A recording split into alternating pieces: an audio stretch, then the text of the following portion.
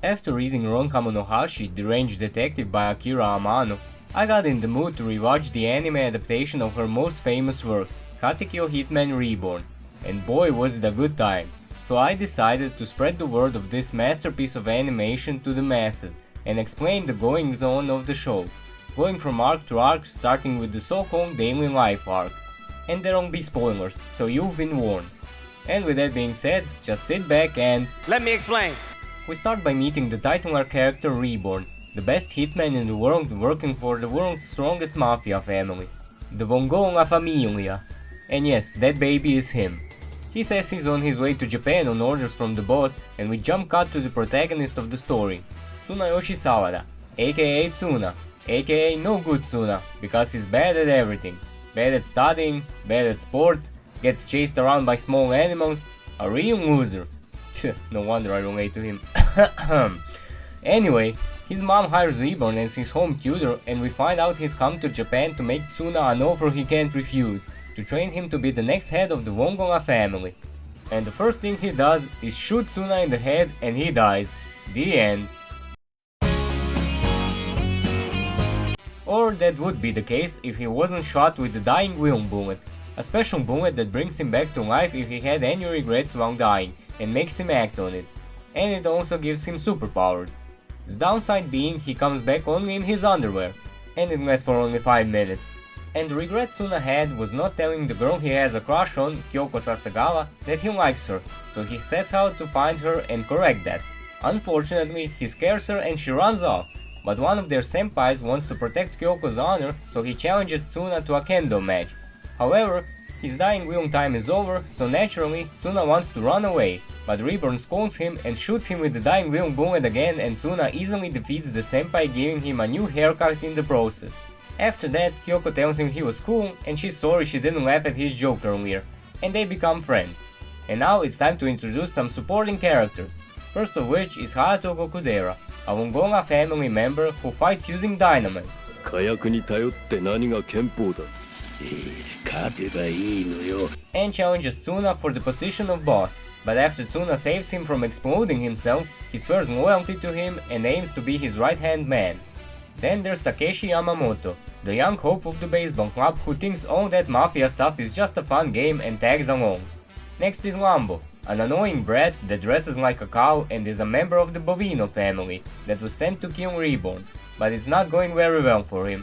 And he also has a weapon called 10-year bazooka, which can switch places of whoever it shoots with their self from 10 years in the future, which he uses on himself when he gets kicked around by Reborn, but his future self fares no better. After that we have Bianchi, a mafia hitman whose specialty is making anything she cooks poisonous. She is also Gokudera's sister and Reborn's lover, and she wants to kill Tsuna so Reborn would return to Italy with her. Up next is Haru Miura, a girl who was fawning over Reborn since she thought he was a cute baby, but when he told her he was a hitman, she snapped at Tsuna thinking he was corrupting a sweet and innocent child, and challenges him to a fight over it. She ends up falling in the river and almost drowning, but Tsuna saves her and she ends up falling in love with him and embracing the possibility of being the wife of a mafia boss. Talk about a 180. Then we have Kyoya Hibari, the leader of the school's disciplinary committee, who hates crowds and will fight anyone and everything that annoys him. But he has a nice theme song, and after seeing how strong Reborn is, he wants to fight with him for real one day. Next is Ryohei Sasagawa, Kyoko's big brother and the captain of the boxing club. He sees Tsuna gallivanting around in dying will mode one day and was so impressed by him he tries to recruit him in the boxing club. He's also one of the only few people in the show that gets hit with the dying will bullet except Tsuna. But it doesn't work on him as prominently as with other people, because the dude is so extreme he's always in dying will mode. Finally there's Dino, the boss of the Chiavarone Familia that used to be Reborn's student before Tsuna, so Tsuna looks up to him like an older brother.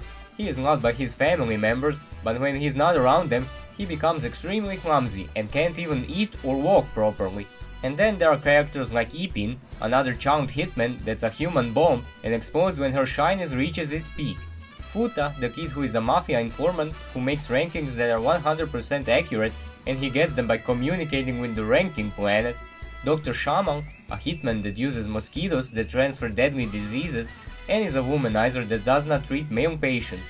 and Tsuna's mom, who has no problem welcoming all those strange characters into her family. And that core roster of characters go about their ways during this arc, doing whatever school kids do, like studying, going to the zoo, having a snowball fight for the ages, demolishing the local Yakuza gang, and fight a giant turtle kaiju. I won't go over all the endings they are up to here because we'd be here all day, and like this you can experience them for yourself if you choose to give Hitman Reborn a shot. But what about the badass guy with the flaming gloves fighting the bad guys I saw clips of on the internet, I hear you asking. And sorry to disappoint, but that doesn't happen in this arc. The Daily Life arc is just that, a collection of episodes focused on the day-to-day life of Tsuna and his friends, and the humorous escapades they undergo during it. Keep in mind, this show is based on a manga that started out as a gag manga that parodied mafia stories, and later transitioned to a more mainstream battle shonen format. So for the first 20 episodes or so, the anime is mostly focused on comedy, but that all changes next arc, and I can't wait to talk about that one. But for now, that would be all from me. See ya next time. Bye!